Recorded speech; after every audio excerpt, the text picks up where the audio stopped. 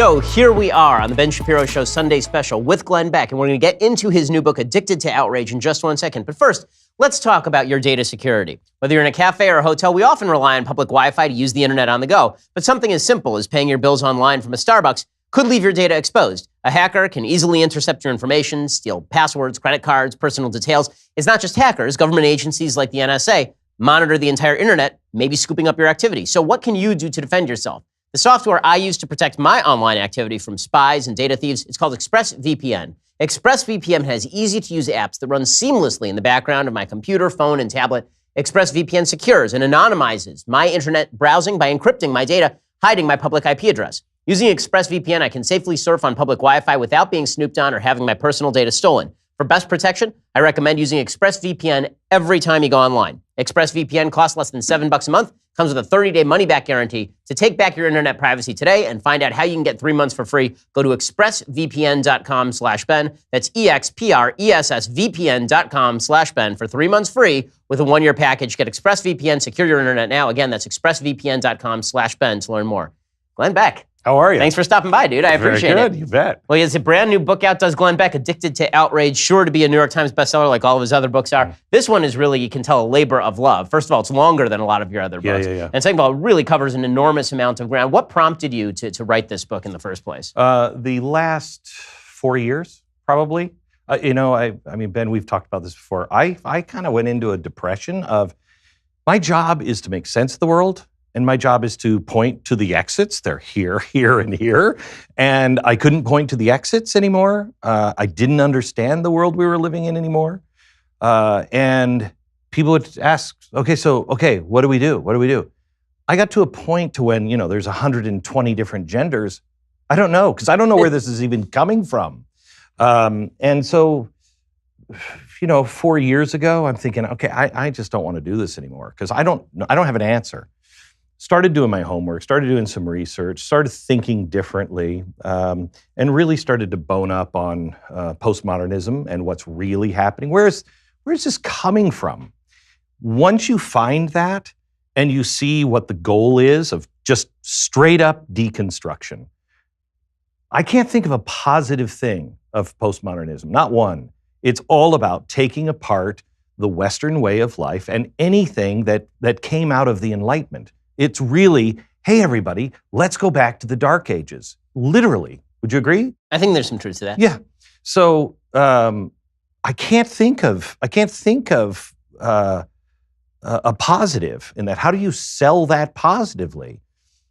So when you start to understand that, you understand that there is no truth, there is no meaning, et cetera, you start to understand maybe suicide rates.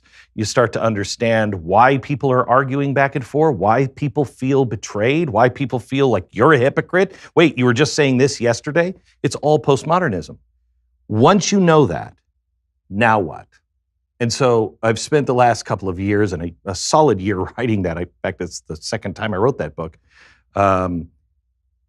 Just trying to say, okay, so now that we know their goal is chaos, how do we diffuse that? How do we take it apart? And we're going at it at 180 degrees the wrong direction. Do you think that the actual goal of the postmodernists is chaos, or do you think it's just a natural byproduct of their ideology? Meaning that, to kind of steelman the case for postmodernism, basically what they would say is that we're all individuals who operate with certain linguistic sort of limitations. We operate in our own world. There's no such thing as a universal truth. There's just your truth or my truth. There's just my logic and your logic. And we need to acknowledge that so we can build a new world based on our own subjective views of the world that might be better than the patriarchal norms that have been put in place. So I think that's a really charitable viewpoint of it. I think if you go back to the roots of what's being taught now, you go back to the 1960s and the Paris riots, where we cannot destroy culture. They thought they had it. They had the Beatles, they had all of the culture, they had the hippie movement, everything was going their way. Then it fell apart because they didn't have all of the levers to take Western culture down, okay? And again, it's almost like what they learned at the Frankfurt School. The people in the West, they would describe us as, they're being bought off, they're being bribed. They're not going to rise up because they're being hypnotized, brainwashed with their cars and their products and everything else. They're not going to be the workers of the world unite and tear it down. So when you look at it from that point of view, from the groups that got together in the 50s and then again in the 60s after the Paris riots, you then see that come and jump over here with the express plan of being a virus and to take down the Western way of life. So is that, I mean, I guess the opposition would say maybe that's conspiratorial thinking. Is it motivated, or is it just the way that things happen? Like, are these people stating their case? Like, no, I think this is the problem. And there's no nuance in today's world anymore. And that leaves us in a world of black and white, and that's not the way things are. There are those that look at postmodernism as some of the founders did of this particular strain of the movement, that want to tear it apart because they are Marxist revolutionaries, okay? There are others that look at this, for literature and to be able to understand it, et cetera, et cetera. They don't necessarily have the same goals. In fact, I know professors who actually were Marxist until recently, and one of them is a guy who was postmodern literature and felt that there was meaning in there until recently. Now he sees, wait a minute, the extreme is taking the wheel here. It's not those of us who are like, no, there's some real meaning here, but it's the extreme. And the extremes are the ones that have control. So there's a lot in your title here, Addicted to Outrage. I want to start with the first word, and then we'll get to we'll skip the conjunction, and then we'll get to the last word. So the first word, addicted, you talk in the book about the idea that we have actually created an addiction to the feeling that we get, the sort of emotional high that we get from ripping other people down and feeling outraged and feeling anger. Feels good. So can you describe that, first of all? And also, can you talk about your background with addiction that actually allows you to sort of shape this? Sure. Okay. So let's start with the addiction. We know I've talked to programmers and code writers for Facebook and Google and everything else. They all will tell you, if they're honest, we wrote this with all the bells and whistles, and we looked at each other and how can we get people to spend more time with us? Okay? Everybody does that. It's not a bad thing. It's cable news is doing that. What do I do to get you to watch for another 5 minutes? So the device that we have now, Facebook, Twitter, all of these things that we have, the slang word dope comes from dopamine, a hit that is naturally provided to us that we get that makes us feel good. There's all kinds of these drugs that are in us that are natural and addictive. When you're not getting them, you start to become depressed. When you are getting them, you're feeling good. Every time you get a like, every time you get a retweet, every time you hear a buzz or a ding, you get a dopamine hit. Somebody likes me, okay? The entire country used to say, these people in the media, they're only doing these things because they want the clicks. Still, people will say that. But no one is saying, what about you? Because why are you saying this? You're saying this because you want your tweet or your Facebook post to take off as well. You're doing it for the clicks as well. And because we keep getting this constant positive reinforcement of the negative that we put out, call them a name, you'll get more dopamine. We become addicted to that rush, and it feels good. Without the addiction, it still kind of feels good for conservatives because no one has ever hit back for us.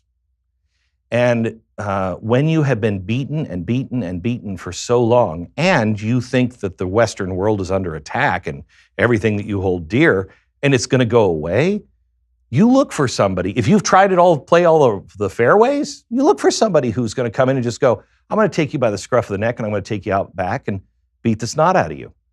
That's a problem because that adds to the chaos of our society. We abandon our principles, and principles are all we have. If you look at Kavanaugh, what's happening with Kavanaugh? Let's not talk about whether she's telling the truth or he's telling the truth. Let's step back a bit and look at that and say, look, people on the right are calling her names. People on the left are calling him names. We're not going to get anywhere. And all that's doing is reinforcing to each side we're right and they're the enemy. And the more you get aggravated and outraged by it, the harder you dig in because you're too vested in that now. I'm going to believe her till the end of time. I'm going to believe him till the end of time. Meanwhile, we miss the principle. You know better than most. Look, there's criminal law, there's civil law, and then those things are based on our society. What do we want as people that we think is fair? What do we really believe is justice? We've had a criminal court system that hasn't been just for a long time. Back and forth, it's got its problems. Still, I think it's one of the best in the world, but it has its problems. No one, if you take politics out, if you take the Supreme Court justice or the Democratic charges, take that all out. And I come to you and say, Ben, how do you feel about living in a country where someone could make an accusation, not know the facts, have zero evidence? It's 37 years later. The people that she did tell, the one tells a slightly different story. And at the critical point in your career, at the 11th hour, someone can make a charge and call you a rapist. And we have to decide now whether you're a rapist, whether you can have a job, whether you're going to be in society or not, just based on, do we like her or you better? Which one's going to perform better on TV? What do you think? Is that a fair society? Is that a just terrible. society? Yeah. Horrible. Why aren't we talking about that? We are arguing over these little things while the big principles are just crumbling. Nobody wants to live in that society. Last night in LA, I had a conversation with a guy who you would definitely know, everybody in the audience would know, who is a very left guy. He sat in our apartment here while we were eating dinner. I had dinner with a couple of friends and he came in. He said, I can't keep up with my own side. I'm constantly on the outs now because I can't keep up with them. And you have to 100% buy into all of it. This is dangerous. This is dangerous. When you have people who are prominent on the left saying, I think I need to say something, that tells you the absolute crazies are in control. And the average person doesn't want any part of it.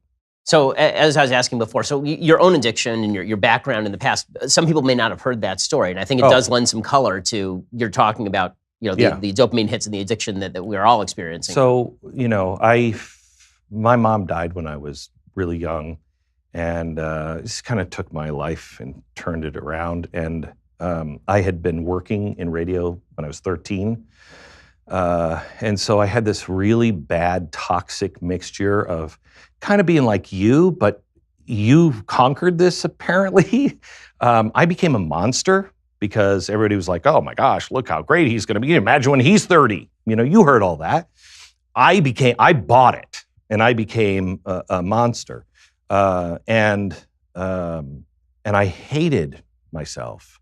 And I started drinking and smoking pot every day, 15 years old, every day until I was 30. And 30 years old, my life completely falls apart. It was my 30th birthday. And I remember looking at the alarm clock and it was about to turn midnight. And it was the day of those old digital clocks where the numbers kind of floated almost, And I saw it turn midnight. And I said to myself, your life is about to change. And I didn't know how yet. But it took me 3 years to finally admit that I was an alcoholic because I was a very high-functioning alcoholic. Most people didn't even know. I was plowed all the time. And so that's not what an alcoholic is. An alcoholic is somebody who's lost all their money and they're, a wino in the streets. That's not what an alcoholic is. But and every day I would get up and I'd look at myself in the mirror and I would say, you're pathetic. You said this time yesterday that you wouldn't drink today.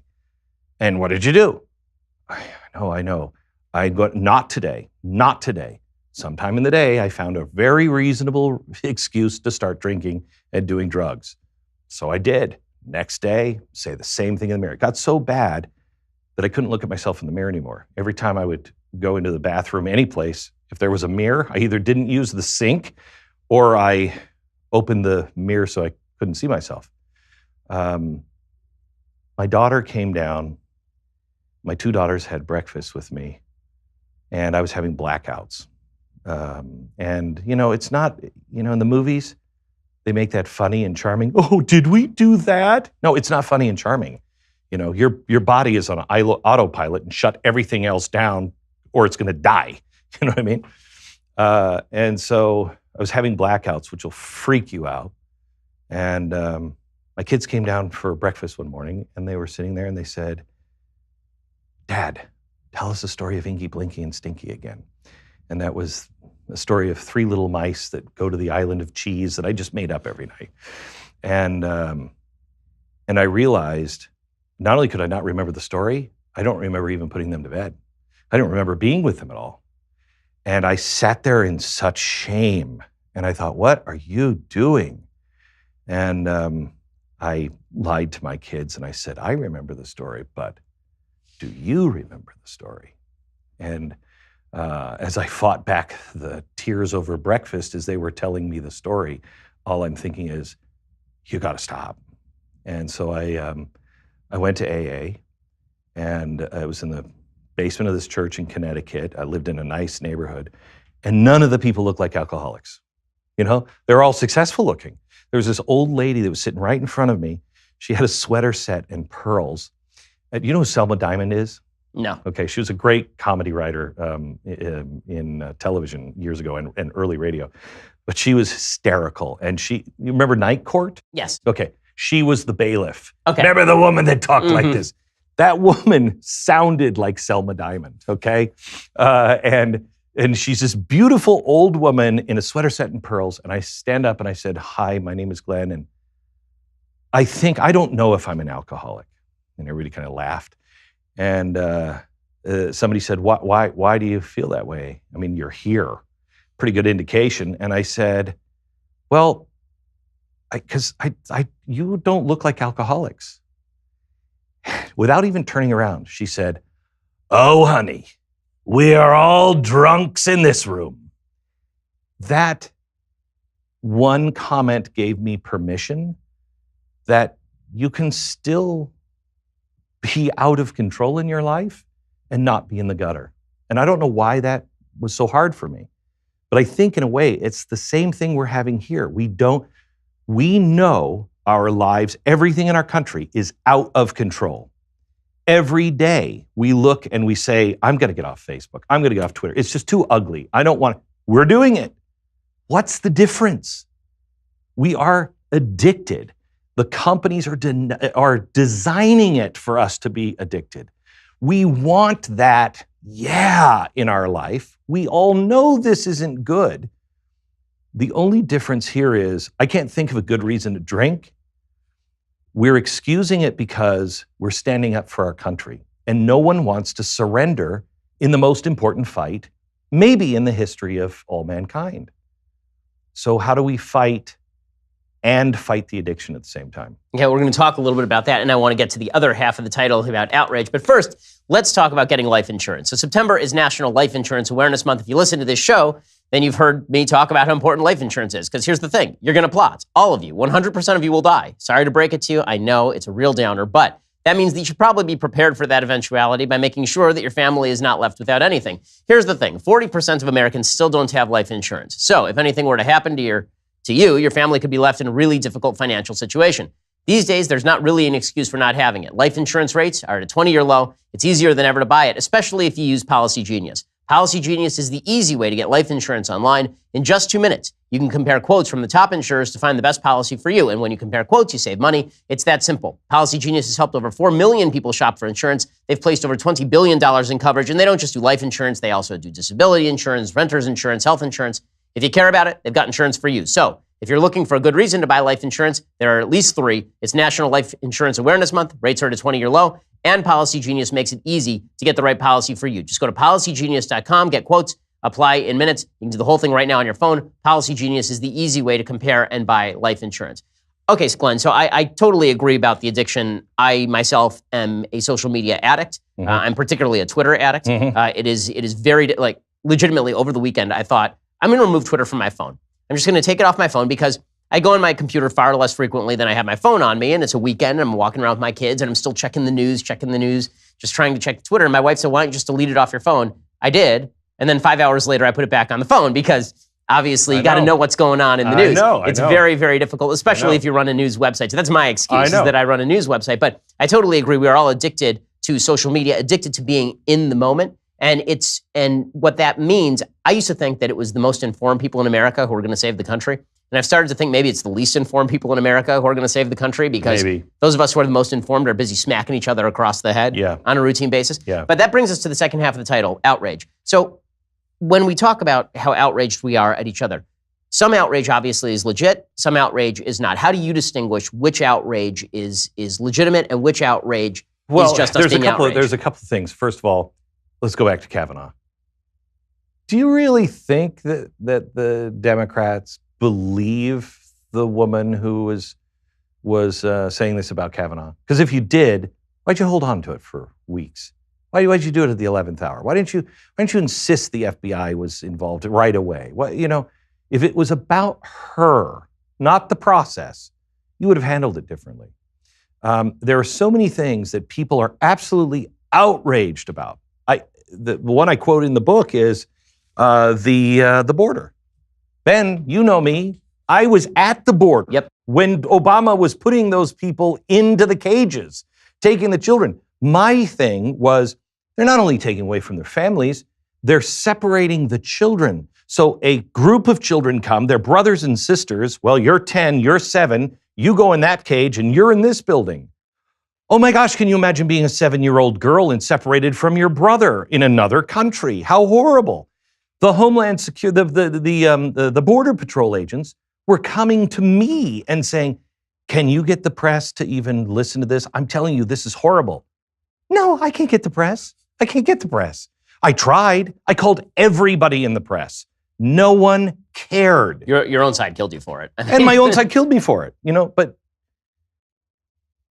courage doesn't count when you take on your enemies. Courage only counts when you stand up to your friends and go, brother, come on, you're better than this. So nobody would listen to it. Then all of a sudden they discover a picture taken from that time period, and they're morally outraged. They just can't take it. Then they are like, oh crap. Okay, make excuse. Oh, well, look at what's happening now. Okay, well, how about the separation of the kids? How about that one? Is anyone talking to you about how they're taking brothers and sisters and still separating them and the trauma that might cause? No, they don't care. They have one line. They didn't care then. They only care right now because it's political expediency. On top of that, what's the answer? What's the answer? The answer is you must stop the chaos at the border, which means you have to go to the countries and say, we as the United States of America want to make it really clear. Every single person that comes across our border will go home, period. Do not send your kids. If you are a refugee, if there is something going on, there is a system. Go to the United States Embassy. Here are the things that we look for refugee status. We are a nation that brings refugees in for safety. We have every intention of continuing that for real refugees. No more chaos. That's the way you fix it, but nobody's interested in fixing it. Are people really outraged by the shooting in Parkland? Are they really outraged by it? Or are they seeing an opportunity to divide us on the one subject, that and abortion? We're not changing, okay? Half of the country, and abortion is even weaker than this. The Second Amendment is the Second Amendment to a good number of people in the country. Good number of people don't care about guns. They want to change it. It's not going anywhere. Our children are at risk. actually, as the book points out, we're not. The lowest shootings, school shootings, I think in the last 30 years, it's down it's rapid decline. Safer now than it was in the 90s or the 80s in schools. So, if you really cared, we would do something about it. If the parents in Parkland, I just asked one of the parents this just recently, and they didn't give me an answer. I mean, no disrespect, but if I was a parent in the Parkland School District, I would have, and I didn't believe in guns, I would have been doing the thing about guns, but I also would have demanded the resignation of the sheriff. I would have demanded a change at the school board. I would have demanded changes at the school. They haven't done any of that. So is this really about children dying, or is this about politics? I don't want to be a part of a society that's using things that are so. Stop using our emotions. Stop playing on our emotions. It's either real or it's not. They accused me of playing on people's emotions when I said the caliphate was coming. Look what happened. There are things that you can look at because you'll take people at their word and say, no, they really mean it. They're going to try to do this. And you can warn people. That's not preying on their emotions. That is just telling the truth and saying, I think if you look at these things, 2 + 2 = 4. I think this is where we're headed. The other is, I'm just going to say these things because I can twist them into that and make you feel like the boogeyman's coming, so you run to me. Both sides are doing it, and it's going to be the death of us, Ben. Do you think that it's a question of the sincerity, or do you think that it's a question of people who are legitimately outraged, but for different purposes? Meaning that, it's easy for me to sit here and say, if a parent in Parkland really cared, they'd do something about the Sheriff Scott Israel. Totally agree with that, obviously. Right. But what if there's a parent in Parkland and they think, there's the Scott Israel issue, and sure, he's a schmuck, but I'm much more concerned that kids all over the country are really being scared. Like, how do we decide whether the person's outrage is legitimate or whether the person is being manipulative? And is it possible that in misreading that motivation, we could be contributing to part of the problem as well? So this is why our system of government is wholly inadequate for immoral and irreligious people. Okay, people are trying to tear down capitalism. First of all, capitalism, as I outline extensively in the book, has changed the world. I mean, this is the greatest time, even with all of our problems. Donald Trump and Barack Obama's America, the best time and the best place to be alive in all of human history. So please, pipe down. But you look at capitalism and you say capitalism is bad. Well, that's because you forgot the first half, moral sentiments. Okay? If you just read Adam Smith's Wealth of Nations, you'll understand the invisible hand. But you will not understand what an immoral population will do with that invisible hand. It will come and it will choke the life out of people. So you have to be a decent people. I still believe that most Americans, right and left, are decent. Not all, never, but they're decent. They don't want to destroy somebody else, and they don't want to, my way or the highway. I don't want any Jews or blacks or conservatives or liberals or homosexuals or cisgender, whatever. They don't want that. They just want to live next to each other and raise their families. Don't tell me what to do. I won't tell you what to do. Let's just live our life. We have to return to that, because I can't tell you who's telling you the truth and who's not, who's really outraged. I know that there's 2 things on outrage going on right now. Some people are not outraged, and I would say that if it's involved in politics, it's most likely not true. Then there are the people that are absolutely true, that were I got to give him a trophy, I have to give him a ribbon, everybody wins, everybody's so special, that are just coming out of college now. They actually believe that they're outraged. They really are outraged. But those people need to be told, you got to get over it. You got to get a life. Because what, as Jonathan Haidt says in his new book, Coddling of American Mind, your parents and society has prepared the road for you. That's not reality. They should have prepared you for the road. And what doesn't kill us makes us stronger. But right now we live in a society that says the opposite. What doesn't kill you makes you weaker. And we got to avoid all of that stuff. No. So I want to talk to you in 1 second about the application of your principle, how people on the left have responded to you trying to outstretch your hand and how well that's going. But first, first, I want to tell you about Robinhood. It's an investing app that lets you buy and sell stocks, ETFs, options, and cryptos, all commission-free. They strive to make financial services work for everyone, not just for rich folks who can afford a financial advisor. It's a non-intimidating way for stock market newcomers to invest for the first time with true confidence. It is simple and intuitive. I've looked at the app. It works great. It's clearly designed with data presented in an easy-to-digest way. Other brokerages can charge up to $10 for every trade, but Robinhood doesn't charge any commission fees. You trade stocks and you keep all the profits. It's easy to understand. They have charts and market data. You can place a trade in just 4 taps on your smartphone. Robinhood's web platform also lets you view stock collections like the 100 most popular in sectors like entertainment, and they let you view analyst ratings of buy, hold, sell for every single stock. Learn how to invest as you build your portfolio as well. So you're a beginner? Well, this is a good time for you to start figuring out if this is something you even want to do. Well, Robinhood can let you do that. Discover new stocks, track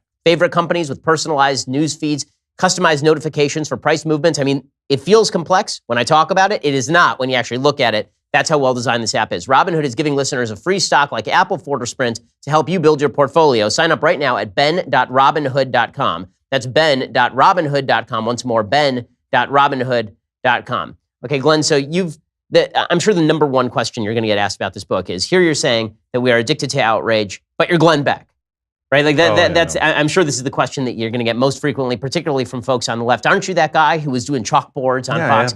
Yeah. And you talk in the book a little bit about what you think of those days and where you think you're right and where you think you're wrong. So let me ask you, what do you think was right and what do you think was wrong there? I think I was right on the direction. I mean, pretty much everything that I was writing on those chalkboards, pretty much it's happened. Where I was wrong, but I want to put it into context, was possibly the presentation. My job at Fox, you work at Fox. What's your job at Fox? I mean, to get ratings, presumably. Correct. To get ratings. If you don't get ratings, how long are you going to last? Not long. Okay. That's what they hire you for. Get ratings. And because I know who you are and you know who I am, tell the truth. Okay? As you perceive it. I'm an entertainer. Okay? I grew up as a kid listening to Orson Welles. I mean, I love theater of the mind. I love it. I know how to stunt. I know how I can take a live frog, cut to tape, replace it with a plastic frog, throw it in boiling water, and it'll set the world on fire. But people are watching because they see that, they'll also hear the truth. My problem was, I honestly believed, that's how naive I was, I honestly believed that if I could get members of the press to actually hear on a day after day basis facts, real facts, honest questioning, saying, look, don't trust me. I was saying this for the press as much as the average individual. Do not take my word for it. Look this up for yourself. I'm begging the press. Look it up for yourself. This is not crazy conspiracy talk. This is what's happening right now. And you don't have to condemn it, but we should recognize it and answer for it. They don't care. They don't care. And they've gone dead inside. You can talk to people about some of the bigger concepts, of what we're facing. None of them know what they're talking about. None of them. Their eyes just glaze over. They're not intellectually curious. They think their responsibility is to parrot whatever it is the party is saying. And I saw this on both sides. I worked at CNN and Fox. I know both of them inside and out. It's not that different. It's not that different. At Fox, I had pure independence. They tried to do things, but I was smart enough to set up my contract the way it was.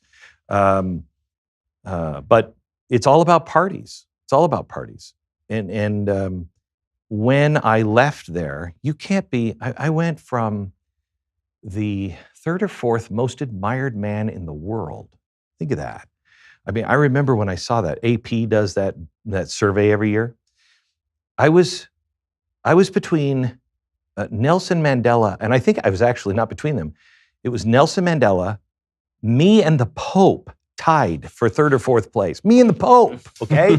And my family and I, we read that and we're like, this is hysterical, okay? How off center is America when I'm even near that, when I'm handing that list to somebody? The very next year, one of the most hated men in America. I didn't change anything. I changed networks. I did the same show on CNN as I did on Fox. I changed networks, and that's what happens? Wait a minute. Time goes on. You're getting beaten as badly as I was beaten and called all kinds of names. My children were accosted in the park, several parks, many different states, from Alaska to Hawaii to New York. The park experience, you say park to any of my kids and they're like, no, let's not go to the park. So you can't go into that position and then not say, which guy am I? I know I'm not Nelson Mandela and the Pope, so dismiss that. But I'm not that guy either. And it's easy to say, well, that's the media. That's the media for you. That's George Soros for you. No, that's part of it, and a big part of it. But I played a role in that too. And the role I played was not recognizing the time that we were in and not knowing how high the stakes were of the people I was playing against. You're not going to win. And so playing, being in Lederhosen and, doing all the crazy things that we did, I don't regret any of it. I don't regret really almost anything I said, even the president being a racist. If you read the book last night. Yep. Well, you clarified it in the next sentence. It makes sense to you? Sure. Yeah. And if you don't know, I said very similar things. I said very similar things at the time. Right. And what I said was, he's racist. Well, no, he's not. He just has a real deep-seated hatred for the white culture. Well, I couldn't verbalize it at the time because it's 2008. I know I've got Jeremiah Wright sitting out there who doesn't like the white culture, doesn't like America, the history of America. So, but what is that? Is that racism? No, it's actually postmodernism. It's all of this crap that's out there. And so when you're asking me, is he racist? That was what I grabbed at, just like I think people are grabbing at Donald Trump's a racist. Donald Trump's not a racist. He's not a racist. I don't think. What he is, or what I should say, what people like Don Lemon, I think, and I don't know, I've not talked to Don about this, but to give him the benefit of the doubt, let's reverse the roles. I just went through this, okay? You didn't understand because I didn't understand what I was trying to say. He's got this thing where he wants to deconstruct the Western way of life. All the people around him want to deconstruct. Okay, he's a postmodernist.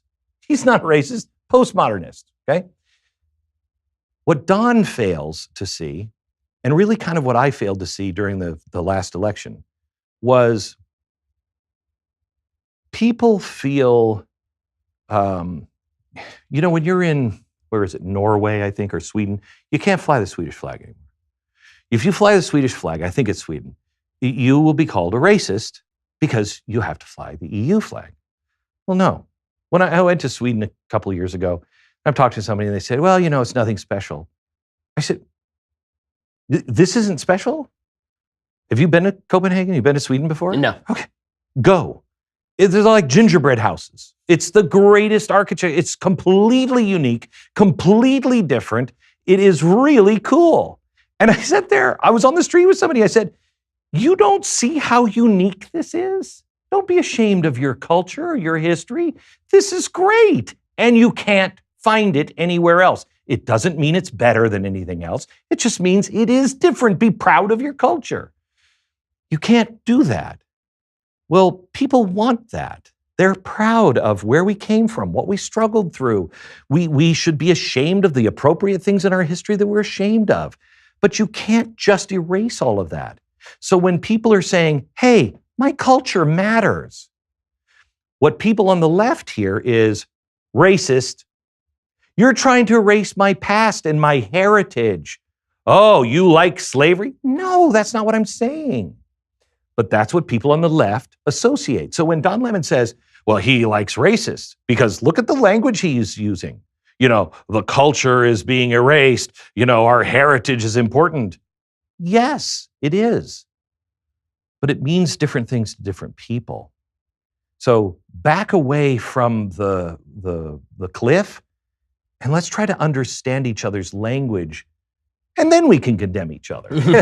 but do it on actual tangible things, truth. So in the last few years, you've been saying a lot of things that are honest because you're a really honest guy. You're an emotionally open guy and an honest guy, and that's ticked off a lot of people on your own side. How has that been, number one? And number two, what's the response of people on the left been to the quote-unquote new Glenn Beck, the kind of attempts to reach across the aisle and have discussions? Because I can imagine that while you are you're putting out an open hand, I can't imagine that in every case, certainly not publicly, there are people who are actually taking it. Oh, publicly, no. The most shameful on the left, I think, is GLAAD. I went to go see the president of GLAAD and her crew. She came into my office in New York City, and I called for the meeting, and I said, I just to leave your arms at home, and can we just come and talk? And I started the meeting. I said, look, everyone on my side will hate me for this, I don't agree with anything that you guys do, okay? I think you're a very militant group. However, right now in Russia, they are abusing homosexuals, abducting them, killing them, taking their driver's license away. This is at the time, 5 years ago. It was getting really ugly. In Iran, they're throwing homosexuals off the rooftops of buildings. People need to be brave.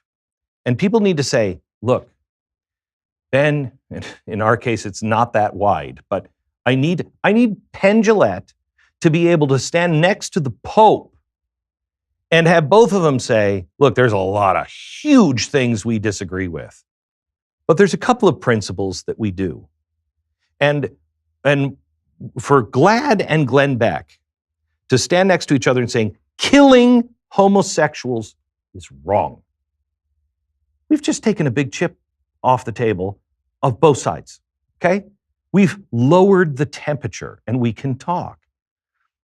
Spend an hour showing them the picture, showing them the news of all around the world where we could agree. All they wanted to talk about were wedding cakes. And I got so frustrated, I just said,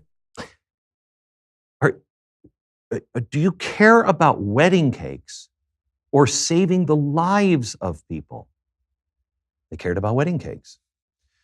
I have decided that if you're in politics, I don't know, I'm not going to you for honest brokering. I came out here to LA and somebody, very big VC guy, had listened to me at one point, and I went into a conference. Had about 1,000 people there, all lefties, all high tech. And I started my speech. I had 20 minutes. And I said, let me just start here. Raise your hand, and don't be shy. And they weren't. Raise your hand if you think you hate me. Literally 95, 98%, okay? Everybody. And I was like, okay, well, you're not shy. Give me 20 minutes. And I never changed a principle. I used Jonathan Haidt's book of the Righteous Mind. Okay, I just started to speak their language, okay, without changing my principles. And I did the most important thing any of us can do: start with an apology or someplace where you got it wrong, okay? I did. At the end, I think it was only my family that was raising their hands. I asked the same thing, and it was maybe 5%. It was an exact flip of the room in 20 minutes. And that's only because I'm trying to hear them. My mistake during the Trump run-up, I became so strident because I was certain who he was. Well, as it turns out, he is, in some degrees, who I thought he was, or worse. In some ways, he's a miracle, okay? You know, he is both sides. But I was so positive that he would have nothing good, and I wasn't listening to people. We used to respect people. We don't respect them anymore. And that is stopping us from doing what people who respect each other. Ben, I know if you walk down the hall and you start cussing people out, that's so unlike you that somebody will say, Ben, is something going on? What's going on? Right? Mm-hmm. So America starts acting irrationally, start going in a direction they've always said they would never go. And I didn't say, what's happening? What is happening in your life? It's why the media is still missing the Trump voter. They're unwilling to ask, so what is it? And listen and accept the answer. May not be the answer you're looking for, but it is the answer. Live in the world you actually live in, or live in some fantasy world.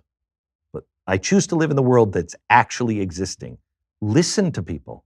So you talk a lot about in the book outrage and the culture of outrage, but then you talk about, the serious problems that outrage is preventing us from discussing. And I'm going to ask you about those important questions. But first, let's talk about jeans. Quality jeans that look great. Look at this thing. Fit great. Feel great. Used to cost you hundreds of bucks. Mott & Bow has permanently changed the game with $200 designer jeans for half the price. They're super comfortable. I know, I'm sitting in them right now. Introducing mottandbow.com, where you can get the most comfortable premium jeans you will ever wear for half of what you'd pay elsewhere for AG or 7 jeans. These are luxury jeans for $100, and you can only get them at mottandbow.com. They're the most comfortable because they use the best in comfort technology like dynamic stretch, and they are premium because they only source their denim from 2 of the most well-respected denim mills in the world. To make sure your jeans fit you perfectly, they have an at-home try-on program. You request a second pair with your order, you try on both, you keep one, you send the other back in the same box with the prepaid label. So check out their top styles and cuts on mottandbow.com, and with their at-home try-on program, sending you 2 pair at a time so you can find the perfect fit for your body. Business Insider says this about Mott & Bow. Guys, these are the most comfortable jeans you will ever wear. They are super comfortable. Again, I'm wearing them. I know. These are $200 designer jeans for half the price. Plus,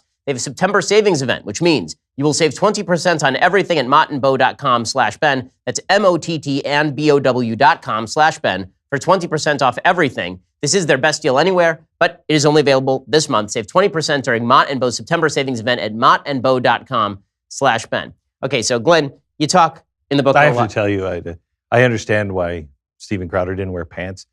It is the fires of hell hot in here. Oh, yeah. I mean, how are you wearing a jacket? I'm wearing a jacket because you're wearing a jacket. Oh, I thought I was wearing a jacket because you're wearing a jacket. To be honest good with you, God, I don't know who started this jacket fight, but suddenly we're stuck with it. Okay. Mainly, I turn up the heat so that it looks like I'm really grilling you. Yeah, so I know. When you start sweating like I know. Richard Nixon in 1960, I can see it was all my questioning. But you talk here about the fact that we're engaged with outrage, and I've said on my program 1,000 times that, as you say, we're living in the best time in human history. If you could be born any time, you'd want to be born right now. Right now. But we're angry at each other. But we are, because of that anger, missing some really deep problems. So what are the deep problems? Not just the outrage culture. What are the deep problems we're missing that we're going to have to figure out solutions for over the next 10, 15 years? So I lay out about, 5 or 10 of them that I think are we're absolutely going to have to deal with. From anywhere from what is life? Is AI, AGI, ASI, is that going to claim to be life, and will we accept that? They just turned a sex robot around at the Canadian border from Japan. You can't import sex robots. that look like children. Hmm. Okay? So you have a sex robot. Is that good for pedophiles? Would it be good to have them get it out on a robot? Or is that bad? Discussions going on, nobody knows about it. How about I think it's called the smart machine. I can't remember. It's MIT is doing it, and it's online. And they're asking you to go online and just take some quizzes. And what this quiz is the value of life. You're in a car. It's an auto drive. You're in the car and there's a car in front of you. It's just slammed on the brakes. If you swerve this way, you're going to hit a nun and two kids. If you swerve this way, you're going to go into the other sidewalk and you're going to hit a whole bunch of kids and puppy dogs. If you go straight, you're going to hit Elon Musk and Steve Jobs. Okay? What do? Now they're asking people online. Okay?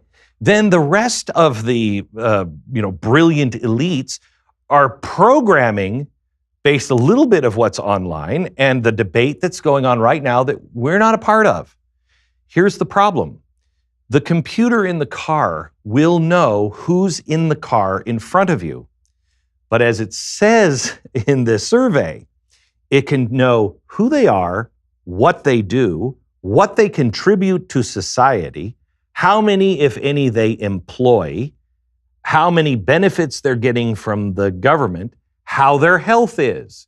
It can calculate all of that as it makes a decision.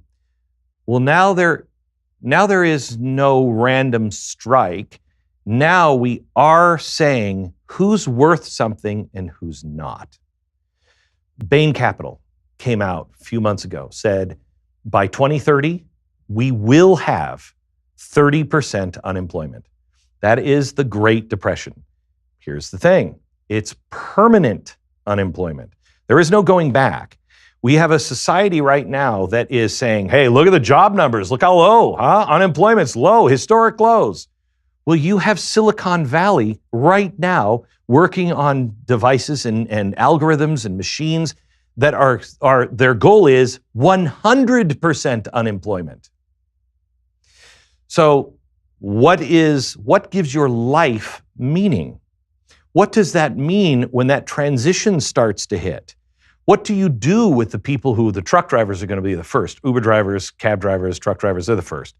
What happens when that's displaced? Because in most states, number one job, truck driving. So how many people does that affect? What do you do for civil society? The universal basic income, something I don't believe in. But what do we do about that? Is that right for the future? We can't have a universal basic income conversation because to a conservative, that sounds like socialism, not capitalism, socialism. We don't want socialism. We don't want communism. But the world is changing.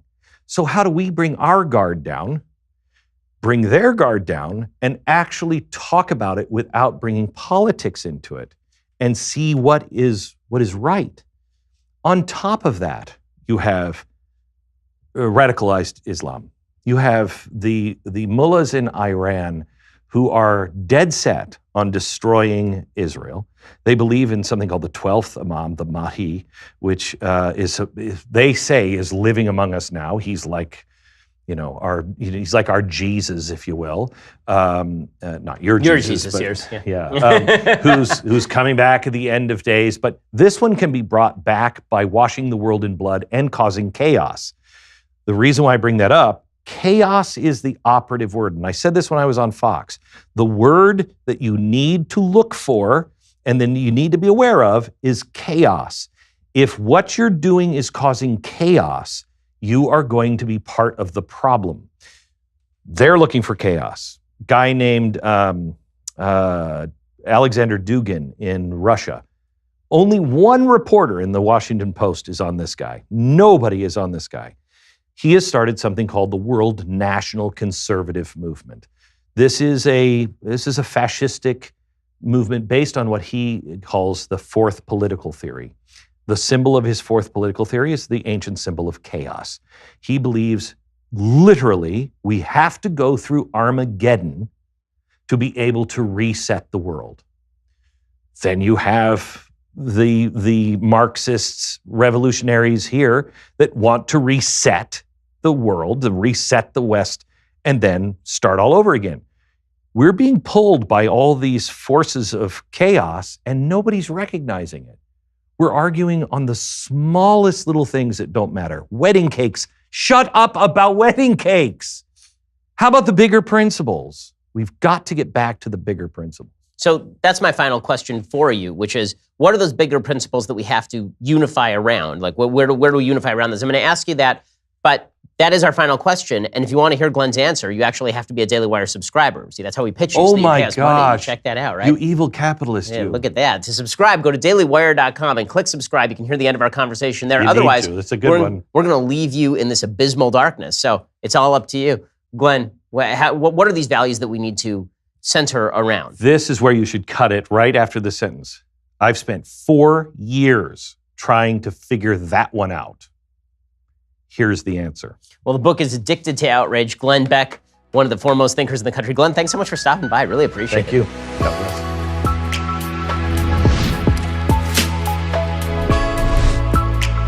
The Ben Shapiro Show's Sunday Special was produced by Jonathan Hay. Executive producer Jeremy Boring. Associate producers Mathis Glover and Austin Stevens. Edited by Alex Zingaro. Audio is mixed by Mike Coromina. Hair and makeup is by Jesua Alvera. And title graphics by Cynthia Angulo. The Ben Shapiro Show's Sunday Special